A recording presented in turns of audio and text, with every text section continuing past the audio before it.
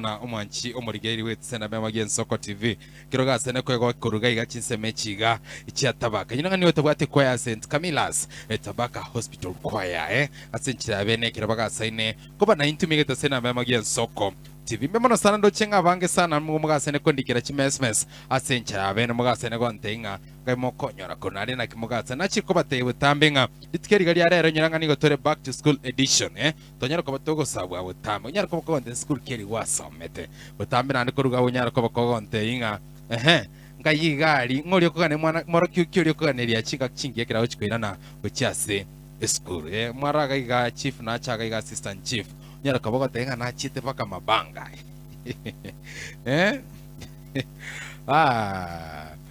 yani nabanya samwe tenga butambe go ikobo murai gatakira bo musasiroti akabo musasiroti we family asante sana lakini nega singi ya butambe nasema hi Ensoko TV ni Lucy Omosa Kurobochura pamoja na my sis Anastasia na watoto Adrian and Adriana Daniela na Jill na Gianna anasema pamoja hadi mwisho. Asante sana Lucy from Bochura erishabikiria naligia sana na saagende kugosini. Asante sana Hi Ensoko TV Oenere Wesley Ratemo kama kawaida kutoka Pipeline nimekuona leo. You look so smart na Mungu akubariki sana Domi. Thank you so much kwa kazi mzuri unayoifanya. Akina usalimia hiyo kwa ya tabaka kwa kazi mzuri wanayoifanya. Salamu zangu ziwaende my lovely wife Dorcas and my beloved children Beverly amana Trufena na bila kusahau my parents Sara Nyamusi amana my dad Lawrence Obungu